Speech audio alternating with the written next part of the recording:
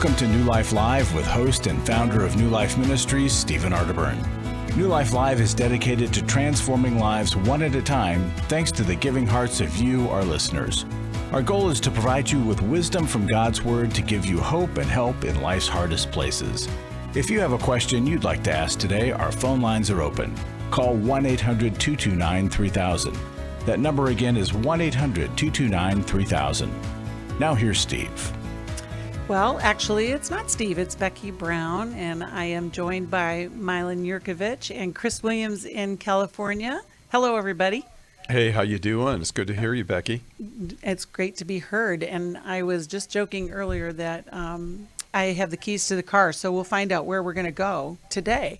One of the things that I'm aware of in this time of COVID where we're all shut in, those of us who've been working recovery feel sometimes like we're driving with, our hands off the handlebars, and we're kind of losing our way. And I want to encourage everybody, if you are working your recovery, you can contact us, and we have great life recovery materials that can continue to help you through the 12-step process. We have groups all over the country that are working through their recovery, and we can't say enough about the importance of staying with that structure. Chris, I know you work a lot with recovery. How would you encourage folks that are dealing with this strange kind of thing called COVID that keeps us from meeting in groups?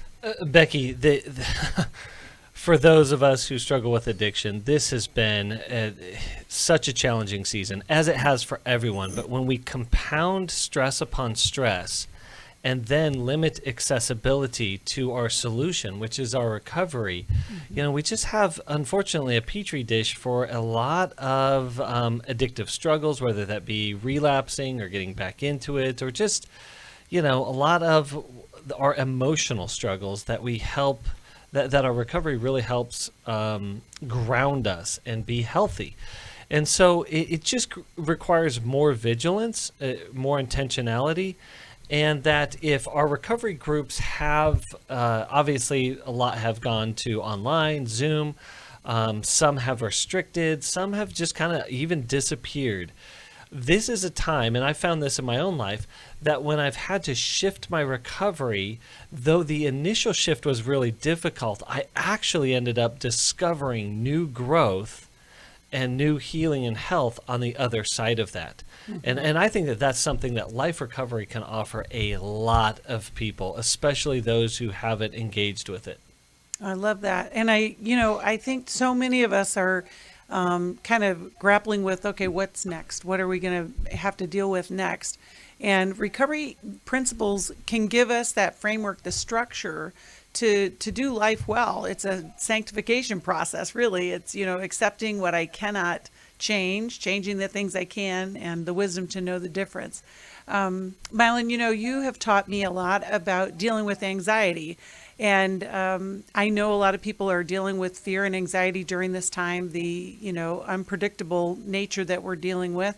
What would you say to those folks that are needing some encouragement where anxiety is concerned? Well, often negative emotions precede the usage of whatever type of addiction I find myself going toward. So if we get used to being able to say to ourselves, these are the negative emotions I'm feeling, that is self-awareness. And I can articulate those. They're really, at the beginning, they're amorphous. I can't identify what these bad feelings are on the inside.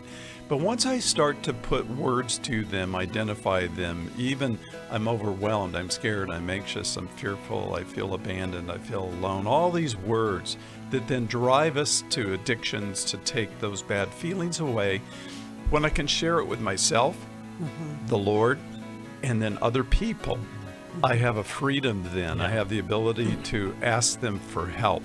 And that is the essence, really, of recovery. Whether it's 3 steps or 12, we have to commit to community. I love it. And we can help you. Call us, 1-800-229-3000. After I found the pornography on the internet, I said, you either get help or I had to leave this household. Every day, thousands of women discover their husband is struggling with sexual integrity. And since shelter-in-place orders have gone into effect, traffic to porn sites has skyrocketed. New Life's Every Man's Battle workshop can help. Every Man's Battle, I fought it the whole week with my wife. Within 2 hours, you could have opened a book and showed me where my life has been ever since I was a little boy. The Every Man's Battle workshop can be a trip to the sexual addiction emergency room. During this time of social distancing, the Every Man's Battle workshop will be held online Saturday, July 18th. Find sexual integrity, accountability, and connection. Register now to reserve a place at the Every Man's Battle online workshop. Call 1-800-NEW-LIFE. He said, this may have saved my life. Every Man's Battle was a life-changing experience for me and a marriage-saving experience for me. Call 1-800-NEW-LIFE. 1-800-NEWLIFE.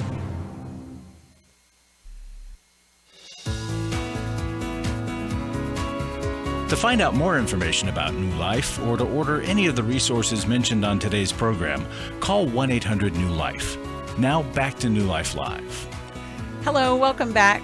You've got Becky Brown, Chris Williams, and Milan Yerkovich who are answering your calls today. If you call us at 1-800-229-3000, we can help you. It's a great time to call and get help. I also want to, say hi to all our Facebook Live viewers. I'm one of those. I watch when I'm not hosting radio. I love it so much, and I want to just thank you all for participating there. If you want to, you can go to newlife.com and view it there. If you're not on Facebook, that works as well. And you can also tune in today at 5 p.m. for Steve's Facebook Live broadcast, Going Deeper with Stephen Arterburn. And he's in a series talking today about divorce. Not how to do that, but the 12 steps of recovery from divorce. I think it's just such a great way to continue the healing that is so necessary. But right now, we're going to go to the calls, and we're going to start with Mark, who's calling us today. Hi, Mark. How are you? Hello. How are you? Doing well. You're listening on KKLA, and we appreciate that station so much. How can we help you today?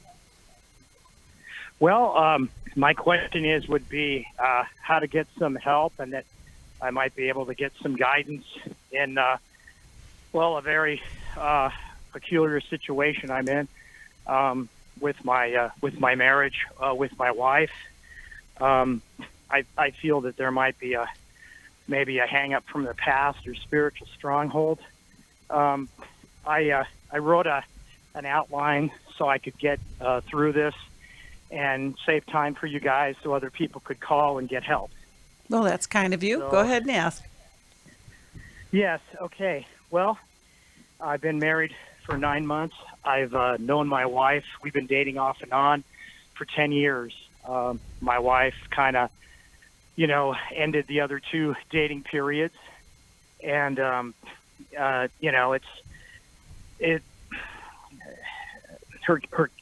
kids and parents love and adore me. They've known me forever.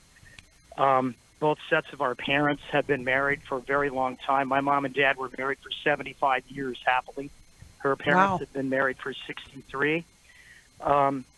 Yes, we're believers.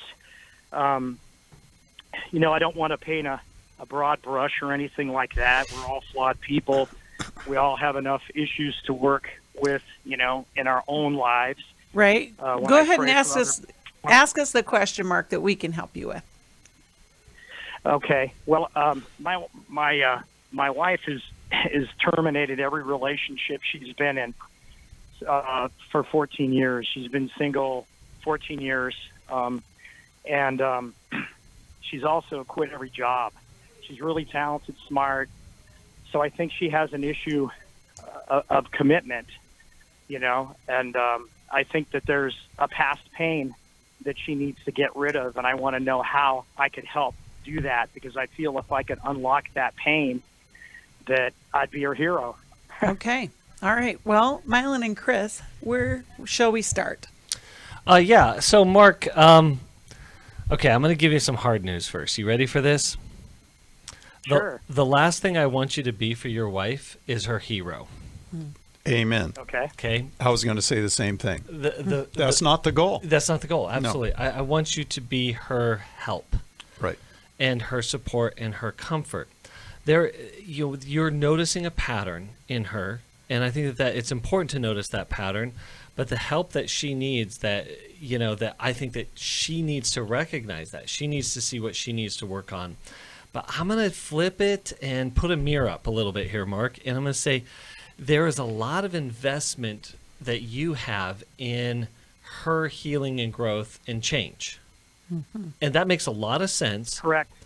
But what I want you to be able to do is I want you to pay attention to the anxiety in you that comes up for you when she shows up with her patterns. So the question is, Mark, what are you afraid of? What are you afraid that's going to happen? Well, losing my wife and my kids. Absolutely. And I want you to have that as sort of your central truth, as your fear. So when you do talk to your wife, hey, I see this pattern and here's how it scares me. Here's how I'm reacting to it. As opposed to, hey, wife, here's how you need to change. And what that does is it invites her in, but also you can start having conversations around your anxiety. Okay, sounds good. Okay, so and hopefully that can open up some pathways for her to talk about her anxiety, or maybe be aware of some of her patterns. Milan, would you add anything to that? Well, I agree with what Chris said. Mark, if you're the rescuer, then you're always going to be in a caretaking position, and that is not the position you want to be in. You want to be, as Chris said, in a helping profession, or position. You mentioned children. Whose children are they? Well, they're hers. They're all in their 20s. They were pretty much all living in separate areas. So so the question is, who are these all by different fathers? Are they the same? They have a father? No, it's the same. She was divorced 14 years ago. Their dad is dead. He chose drugs and alcohol over them. And, Monday she told me, that she didn't love me, shouldn't have married me. Okay, so not attracted to me. So what you've got, Mark, is you have a person that is very ambivalent. Ambivalent means that they want one thing one moment and then another thing another moment. They are constantly second guessing everything. This is not anything that is unresearched or not new to us. It's very common. But it starts somewhere long ago, and it usually starts in infancy and childhood, where somehow the child experienced somehow connection and then disconnection. Connection, disconnection. So at some level, your wife is frightened by commitments. You mentioned that earlier, but she's frightened by commitment to people, jobs. Definitely. She gets performance anxiety, and she needs help. It's not, I wouldn't call it, as you indicated at the beginning, a spiritual stronghold. I would call it a developmental piece that can absolutely be overcome, but she has to be willing to do that. Mm-hmm. And she has to be willing to own that. And yes, they're very hot when they're hot, relationally and romantically. But when they grow cold, she'll say things like you just quoted, I'm not attracted to you anymore, et cetera, et cetera. So what you're dealing with is someone that fits a profile that's well understood in some counseling offices. Not all people understand that in terms of counselors, but she needs to be in a counseling situation, hopefully with you, where if she's the ambivalent one and you're the rescuer, you guys get in a circular pattern that, is going to be very hard, just about every day, probably. There's hope, though. Yes. There is hope, Mark, and I think one of the great things that we can offer is a plan moving forward. I would say sending a copy of How We Love and begin to kind of process where do you fit in that. And I would also, if you guys haven't done any counseling, that would be a good next step as well. It was pretty telling that, when you said that you wanted to be the hero, when we want to be the hero, we don't become part of the process. We are kind of outside the process, and we're going to rescue. And so, I hope that that's helpful. We're going to send you the copy of How We Love, and I'm trying to get to a phone call, and it's hard for me to do that. So why don't you guys pick one of those, please? Let's go with Bob in Boston, Massachusetts. Great. Hi, Bob. How are you today? I am doing fairly well considering the weekend. It's been a little on the rough side. Okay. But I wanted to call and give sort of an update. I called a couple weeks ago in regards to not being able to see my girls because of this the virus situation. I think I remember that call.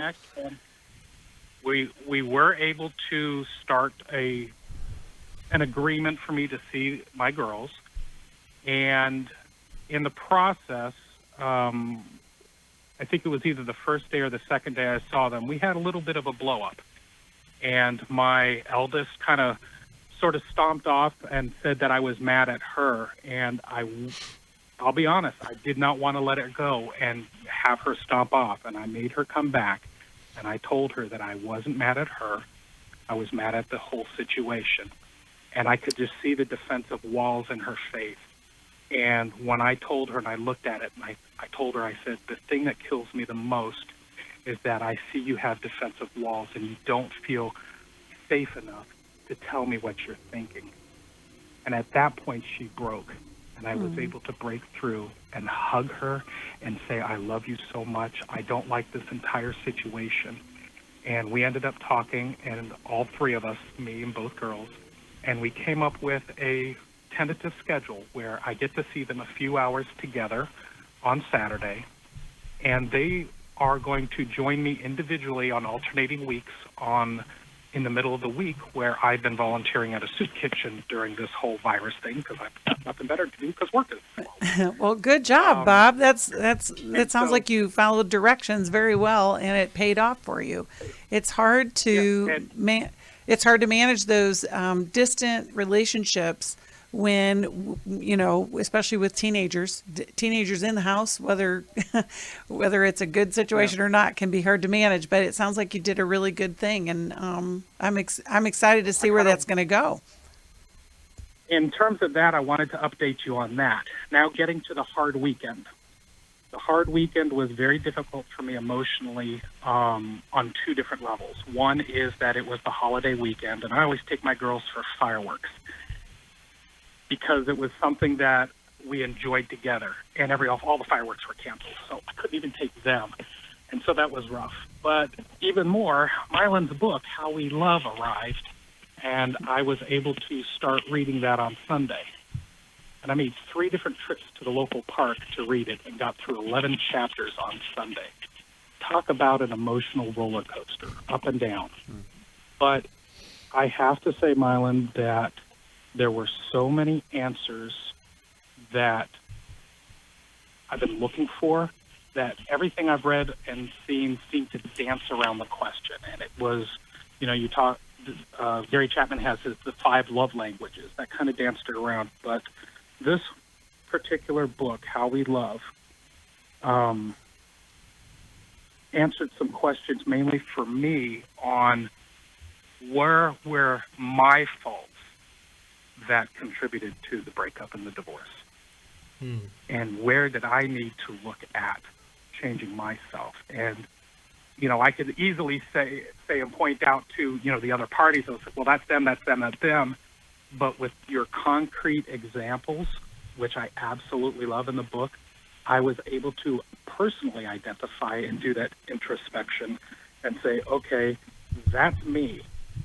And like I said, 3 different trips to the park. Okay, I don't want to be at home. Go to the park and read for a little hour. Okay, emotionally I'm a wreck. I need to go back and think for a while and go back and forth. And I got through 11 chapters. So, Bob, I'm still going through it, and I'm going to end up having to read this a couple times. So I highly, highly recommend people who are, whether they're in a rocky marriage now or just after a divorce, so that they can figure things out where they're at fault. This helped to point things out where I have my issues. Well, that's really good, Bob, because unless you work on you, nothing changes. You have to know what your part is. Now, toward the end of the book, we talk about the combinations of, in the middle of the book, really, where we talk about combinations. What happens if you put this style with this? And you create a core pattern, and the core patterns are very tenacious, they're rough, they hurt us. And ultimately, if you do not have the cooperation of a spouse, a former spouse, if you work on you, it changes the core pattern, and that's a very optimistic, hopeful place. So I'm glad. Well, I tell you, that book has changed so many people's lives, and you can get a copy at newlife.com or call us at 1-800-NEW-LIFE. I know Bob's got a copy already that he is dog-earing and marking up, and I can't say enough about the work that you and Kay have done, Milan, in helping all of us understand our relationships better. And we're still taking calls, so you can call us and call us at 1-800-229-3000, and we will answer your questions when we come back from the break. I came into this thinking that my husband was the cause of many of our issues. The New Life Intimacy and Marriage Workshop will be held online Saturday, July 25th. But after learning about our attachment styles, I understood how our past hurts were playing into our present problems.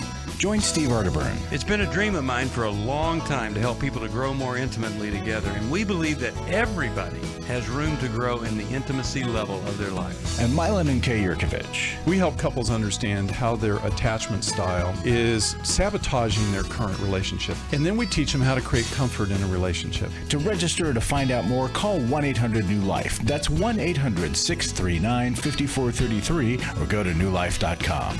Here at this workshop, we had our first ever conversation without yelling, blaming, and accusing. 1-800-NEW-LIFE.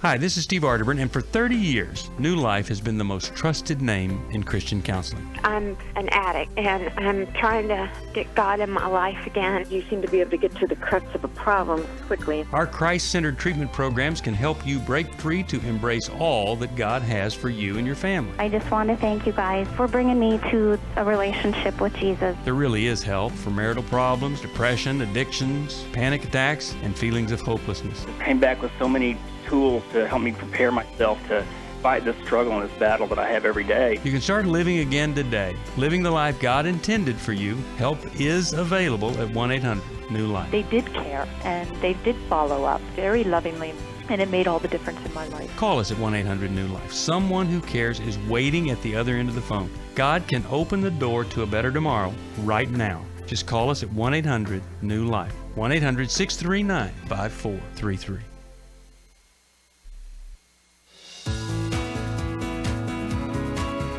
We'd love to hear from you. If you have a question or a comment, call toll-free 1-800-229-3000. Now back to New Life Live.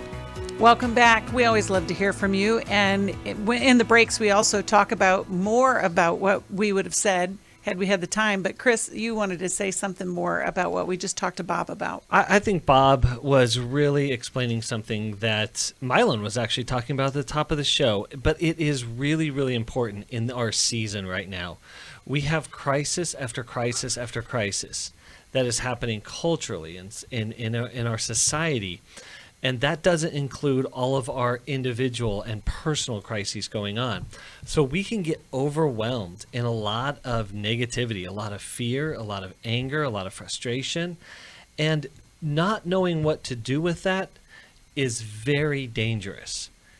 And not just in the short term, but especially in the long term. So what Bob was talking about in his relationship with his daughters is that he's beginning to understand what's happening inside of him. Mm-hmm. He's identifying his emotions, as Milan was talking about earlier, as how we love addresses this in the soul word so well. It gives us language to the foreign world of our emotions so that we can begin to deal with them well, but also be safer for other people to express it to us.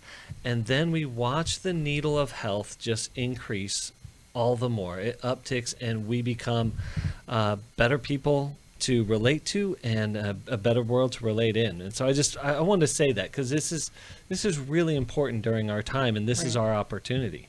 Right. Well, and we all have work to do. Go ahead, Milan. Chris and Becky, isn't it interesting what you just said?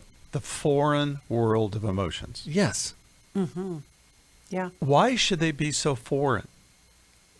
Well, nobody addresses them. Yes. Right. School doesn't teach it. Our families aren't learning it. Right. The church doesn't teach emotional health. Right. It took a movie by Pixar That's right. to introduce the world Yes. to emotions. Yes. Yeah. And it was a beautifully done movie, and it really illustrated how the brain works to form relational connections Right. and emotional intelligence. That's right. And it's sad they're foreign, Chris. It is sad. right. It is. Well, that's what we're here for, so that you can learn about how to recognize those feelings and to be in relationships, because there's feelings in relationships too. And we're going to go to Dolores, who's calling us from Colorado Springs, listens on the NRB network. Hi, Dolores. Thanks for calling. How can we help you today? Thank you very much for taking my call. Yes, my basic question is, should I talk to my daughter, and if so, what should I say concerning her anorexic eating disorder?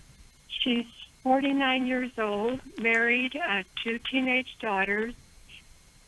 She did start the eating disorder in college, and she was out a semester in a day clinic helping, but it didn't really help her or the family. She actually met the man that was to become her husband at that time, and it kind of pulled her out of it. But I know she's struggled with it all these years. And now with this pandemic and everything, I just see in her she's just really bad off physically. And she obsesses about exercising and running, and she's gotten so out of hand. I see her, and I just wonder if I should try to step in and talk to her, and if so, what I should say. It's such a scary thing when you've been through that before with her, Dolores, and so it makes sense that you would want to connect with her to care for her. Chris or Milan, do you have any place that you want to start with helping Dolores in this relationship? Well, the answer is, of course, you should. You're her mom. Mm-hmm. And I sent a text to one of my sons this week, and I said, I prefaced it, and I said, now, you know I'm not a meddler. that was my opening line. Now, you know I'm not commonly a meddler, but... And it was something about being alert to the COVID resurgence. And I think even though our children are now grown up and have their own families, that if I see something and I care, I can be the good Samaritan to stop and have compassion for someone, whether they are a stranger or my daughter or my son or whatever the case.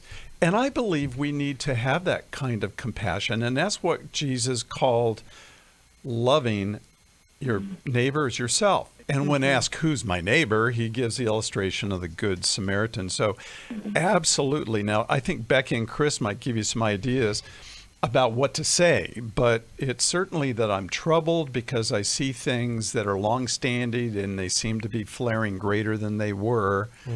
And go ahead. I'll let you guys go from there. Yeah, there's a lot here, Dolores, and we may pick this up after the break because of just that. To piggyback on what Milan said, is that eating disorders are in the top 5 most life-threatening mental health issues. So that is why we don't want this to go, like if her drinking was out of control, you'd probably want to say something. You would want to say something. It's the same. I want to put that in the same category. And how you approach her is really important because when we struggle with these things, it comes with a lot of shame, and shame comes with a ton of defensiveness. And so these are hard conversations that we have to almost expect the defenses to come back at us, yet we still can't sacrifice the truth. And so, Dolores, as you approach this, and we'll talk a little bit more about this after the break, what you're going to do is you're going to talk about your experience of her and what you want for her. And so you're inviting her into your world as opposed to pushing on her world. And That's great. We'll come back to you right after the break. I'm about 100 pounds overweight. I'm 30 years old, and I'm just really discouraged. I'm scared, and I don't want to fail again. Does this sound like your story? It doesn't have to. If you want to live free of obsessions and compulsions in your eating habits, New Life's Lose It for Life online workshop can help. The workshop features 6 main sessions presented by Steve Arterburn on topics like the importance of connection and relapse prevention, plus small group sessions led by a credentialed New Life Network counselor. This one-day online video conference workshop takes place Saturday, August 1st. To register or to find out more, call 1-800-NEW-LIFE or go online to newlife.com. If you're finally ready to stop going from diet to diet and begin a comprehensive plan that addresses the psychological, emotional, and spiritual aspects of a healthy lifestyle, call 1-800-639-5433 or go to newlife.com.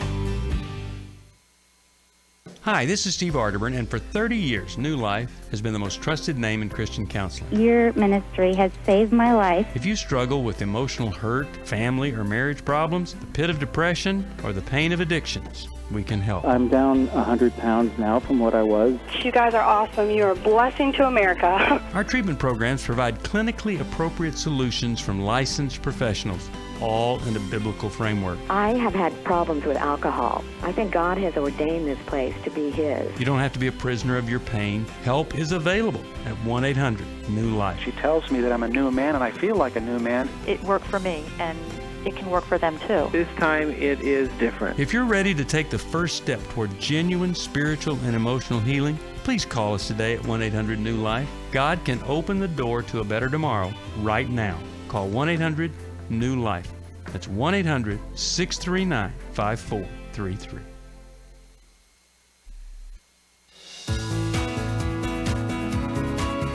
We're glad you joined us for New Life Live. To be a part of the program, call 1-800-229-3000. Now back to New Life Live. Welcome back. We're going to continue taking calls for a while now. So you can call us at 1-800-229-3000 and we'll help you. We were talking to Dolores, whose adult daughter has had a history with anorexia, and she noticed that she's having some struggles with that. And Milan had talked about that, and I wanted to follow up with just a couple of how-tos. You know, I love the point that you made, Chris, about this is really no different than drinking or drugs or something where your life is at stake, you know, and as a parent, it doesn't matter how old the child is, there's concern there, and you want to be loving in your approach to kind of get those doorways open, as opposed to demanding and scared and all of the things that you might be feeling. And there, you know, the first way to do that is just to connect with her on another subject. You know, that you know, where do you guys connect, and what places, what is your normal rhythm of connection? Because we do know that within any kind of recovery, connection is the key to that healing process. And once you can feel like somebody's on your side and somebody's there for you, it gives you that strength to kind of take that next step, whatever that is. We're going to send you a copy of the Life Recovery book, 12 Steps of Eating Disorders. And I think that'll help you as maybe in a connection point with your daughter, but I can't say enough about just that connection piece. You may not know how to fix it for her. You probably don't, but you guys have had this journey together before, and by all means, say something. Do you guys have anything else before we end that with Dolores? Well, Dolores, her daughter has a tremendous amount of agitation on the inside. Mm-hmm. And it is somehow lessened with obsessive compulsive behaviors such as anorexia and compulsive exercise. Mm-hmm. So a lot of our compulsions, addictions are really driven by, again, as we said at the top of the hour, just these unresolved emotions. Mm-hmm. I was even thinking to myself, what happened in college? Was she traumatized? Was she hurt? Did something happen that caused her to drop into a highly anxious state and then need to control it with anorexia, with not Right. eating. So Right. these would be things that need to be explored. Right. I just love, the problem that we see usually is not the problem. Yeah. It's usually the stuff that's underneath it. And so we Right. have to get curious and get connected. Speaking of connection, Larry Sonnenberg is in the studio there in California, and he would like you to get connected with us. Amen. Go ahead, Larry, and talk to us about that connection. Well, for some reason today, I just felt this need to speak a little bit philosophically about giving, and not a typical come in, read a testimony, and beg. Giving to get has become a little too commonplace, I think, in the religious world, and especially in media ministries. It's kind of an industry that it works. We'll give you a book, we'll give you a DVD, we'll give you a trinket, we'll give you a T-shirt, we'll give you a coffee mug, but just give us a little money first. And these thank you gifts promote and encourage giving, and it's a win-win scenario, and it's not all bad all the time, but it's a little too transactional if that's your sole motivation and only way or only time that you give. And so we've learned to accept that it works, but there's a giving to get that's deeper and more meaningful, and it's why I come in and read and tell of testimonies. People who know that their giving is making a difference in people's lives, in generations, in marriages, in relationships, in workplaces, in communities, and churches, when they know that their giving makes a difference in all those areas because a life has changed, they're more fulfilled than those who give just enough to get their gift. Every now and then we'll say, for any gift you can give this, and I'll have a staff member come in and say, this is Dr. Amon's book. It cost us, $8 or $10 to get, and they're giving $1, and they want this book. And, we sent it to them. It's the right thing to do. It's what we said we would do. But in that process, I think we pray for that person's heart, that they might in the future consider that God's grace is meant for them as well. So, because the other reason, people who know that because they supported New Life, someone's relationship with Christ became real, or they experienced that relationship for the first time, they sense a deeper satisfaction as well. So if that's you, and that's what happens, in future programs we're going to continue to share testimonies, because it will encourage you in your future giving, and it will affirm your past giving.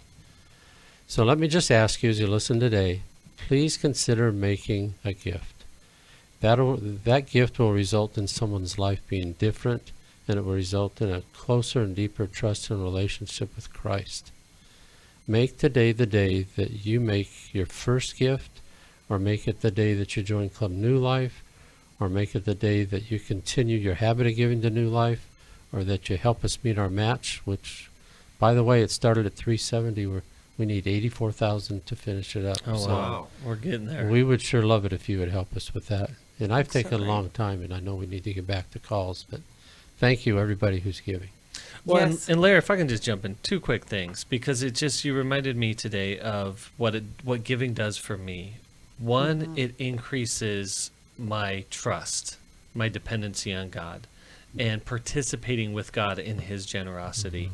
And two, I'm a person who likes to be a part of and belong to things. Amen. And so when I give to something, and I want our listeners and our supporters to really hear this. You belong here. You're a part of it. There is a partnership. This isn't a, radio host or staff or leader ministry. This is our ministry, all of our ministries that we're just working to be a part of and just participating in God's healing and growth in His kingdom. I agree. And we couldn't do what we're going to do next without your help. So we're going to go to talk to Ann. Thanks, Larry, for coming in and encouraging us. Ann's calling us from Charlotte. She listens on Sirius XM. Thank you so much for calling, Ann. How can we help you today? Hi. Well, first of all, thank you guys for taking the question. I just finished reading Stephen Audubon's Understanding and Loving a Person with a Narcissistic Personality Disorder. I wish I'd read it 10 years ago, but I'm just curious, would you recommend that I show this book to my husband because he definitely has NPD. if I can persuade him to read it. Well, right out the gate, I would say probably not, because the book is written for you, to somebody who's in relationship. Now, there's another way to go about connecting with him about what you've learned. You could maybe share different parts of the book, but my bigger question would be, what are you hoping that's going to happen by kind of handing him the book, or even talk to him about what you've read in the book? What are you hoping for as far as your relationship with him? I think part of my problem has been convincing him that there is an issue, that there is a problem. And since, reading some of these things, which honestly, they almost sound like direct quotes from conversations that we've had with each other, right, that might open his eyes to see, hey, yeah, this is considered a problem. That, I've said these things, you've said these things back to me, and maybe we can learn from this. Well, Chris, Milan, what would you say to Ann regarding this? I would first off, I would affirm what Becky has said. I wouldn't give him the book because you've been trying to convince him that he has an issue. And what I would do is I would let him know that you have an issue. And that your issue is the way that he relates to you, the way that you would feel devalued in the relationship, the way that you wouldn't feel honored or loved or treated well. But I also think understanding narcissism, it can be very, very helpful because, one, I want to start here. It's a condition that exists on a huge spectrum, mild to severe. I would make the argument we are all narcissistic to some degree or another because we're selfish human beings on planet Earth. But it's not all equal, not all the same. However, at the core of someone who really struggles with this is a deep emptiness inside of them. It's a tortured existence. Mm-hmm. And so they lack empathy because they can't access empathy. But I want you to show him empathy as you explain to him that, hey, I'm having a very, very difficult time in our relationship. This is my issue that I need you to come with me and address and get into some help with. That's so powerful. That core wound is the heart of the matter. And I think that's a great direction to head, is to figure out where that wound is. And if you're not working with somebody, we can help connect you with a counselor in your area that maybe can walk you through this process, or even help the two of you together as you walk through this. We had a call earlier today from a husband who wanted to be the hero. You got to make sure that's not what your goal is, and that you look for healing.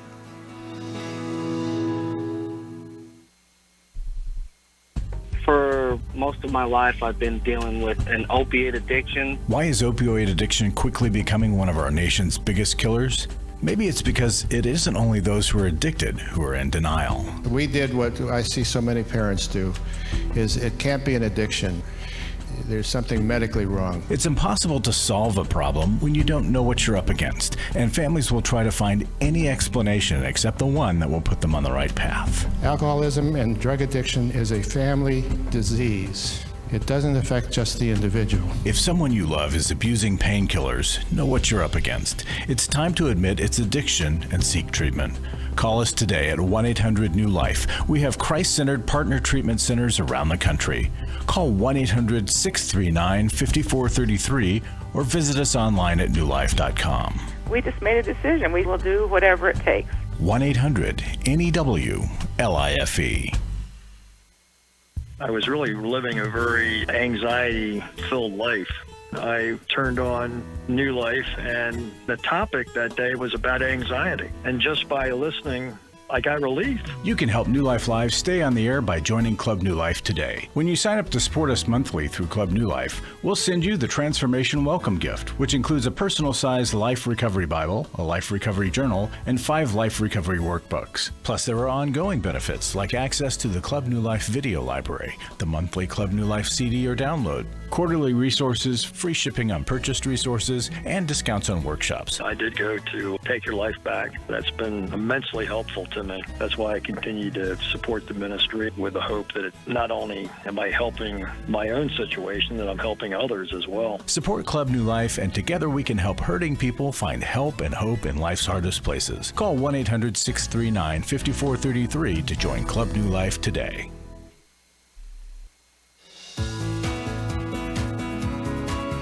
To find out more information about New Life or to order any of the resources mentioned on today's program, call 1-800-NEW-LIFE. Now back to New Life Live.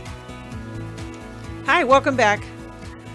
I'm Becky Brown, and I'm with Chris Williams and Milan Yerkovich, and we're going to continue taking your calls at 1-800-229-3000, so please call us. We are talking to Ann, who just read the Understanding and Loving the Person with Narcissistic Personality Disorder, and you can get a copy of yours at newlife.com. Milan had a couple of more comments, and I think, Ann, you had something that you wanted to add, but Milan, let's start with you.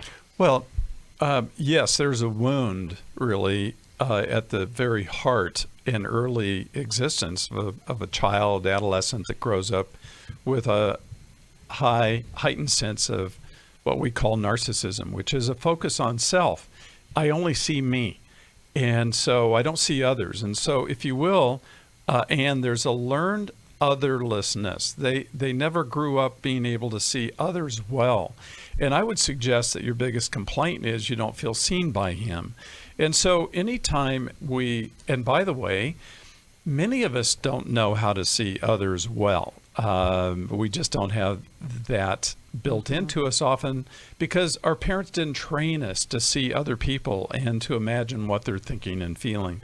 So if we can ask for discussion times where we're going around an exercise together and where your husband commits to learning to connect, and we do that with a request and not a complaint, then we have a chance of connecting and creating something that will fill your heart too. Ann? Mm-hmm. Ann, did you have anything else that you wanted to ask us? Yeah, I wanted to get your recommendations as to how do I find out where that emotional hole is, because we've started counseling sessions, he'll agree to it, and then after a couple of sessions, what I'll hear is, that guy's really not helping me, he won't go back to it. So right. We never really, there's no progress there. So that's the reason I thought maybe even seeing the book might help. I don't want to, what I'm learning finally now is the confrontation piece doesn't work. Right. So that's why I was thinking, yeah. I think what is important is, and what's really important here, there are hundreds of different kinds of theoretical orientations that counselors have all around. You need to find someone that is very much oriented toward people's history. The very first thing when people come into my office, we discuss is history. Yep. What the current event is pulling out of their history. And if the therapist is not historically driven, if they're present day only, they're not going to be able to touch your husband's history. And there's one other thing. Your husband's going to have to experience a high level of safety to express his protest. Mm-hmm. He's carrying a lot of anger from that injury and that wound. Mm-hmm. And it may not always be safe, Ann, for you to be in that room. Again, it's going to be some of his own work, but he's going to have to be able to touch that pain and probably do that through his anger and his fear to be able to get down to it. I agree. Thanks so much, Ann, for calling, and I hope that that's helpful.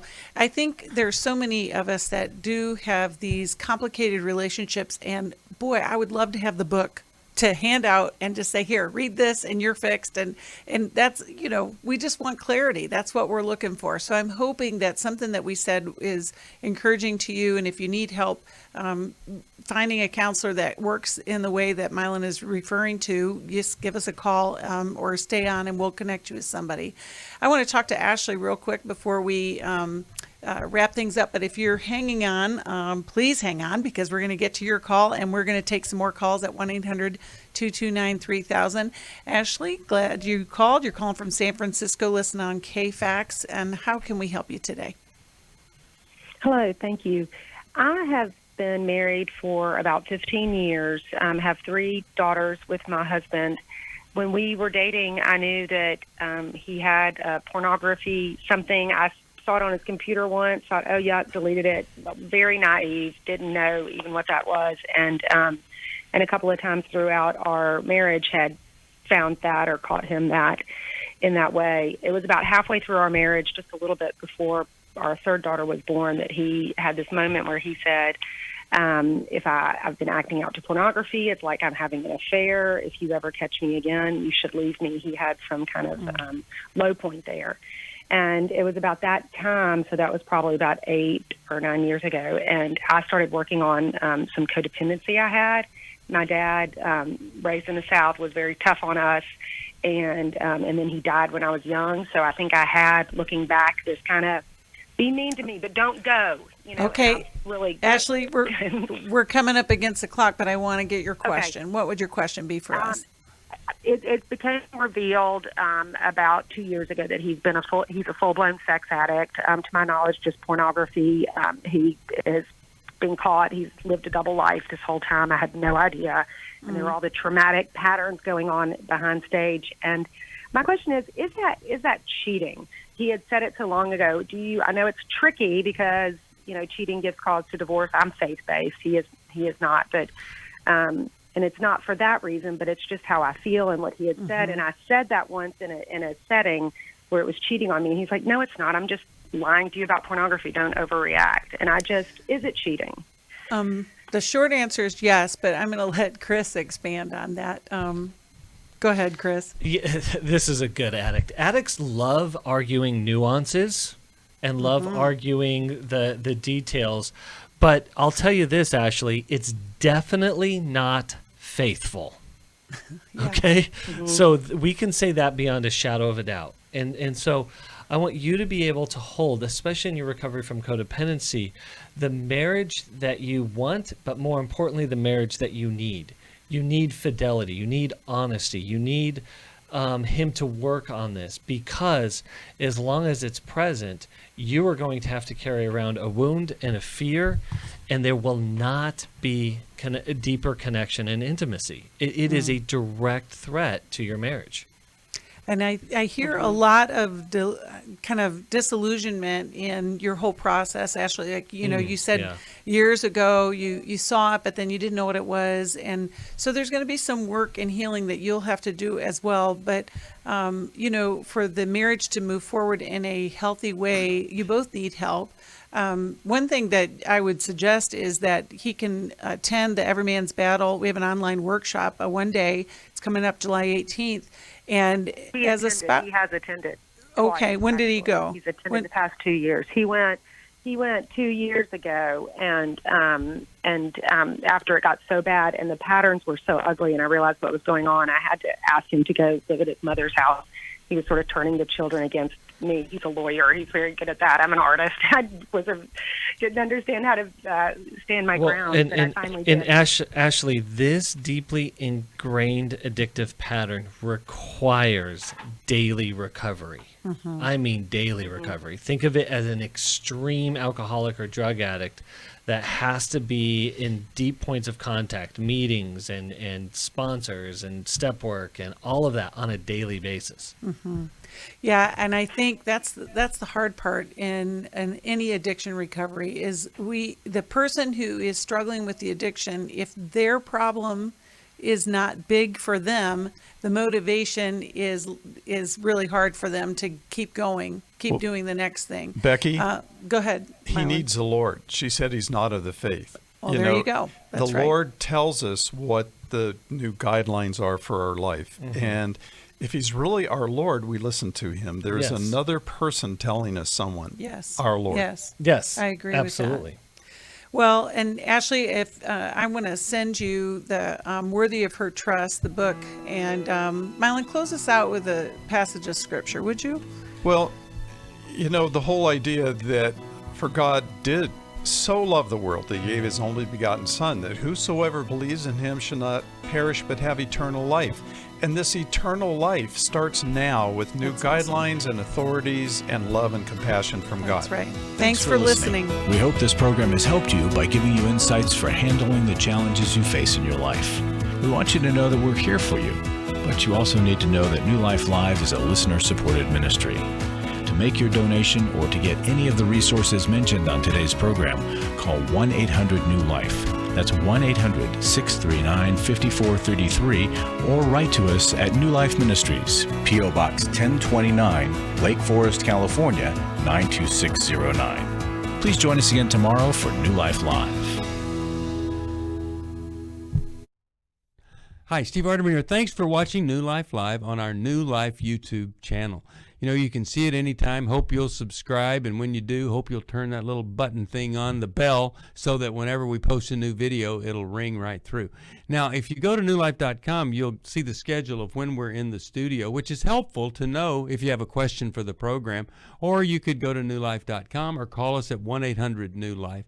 You could do this on the app. I mean, there's so many ways that you can stay in touch with us and know when we're there, because we want to answer your questions. So thanks for watching right here on the New Life YouTube channel, and we'll see you next time.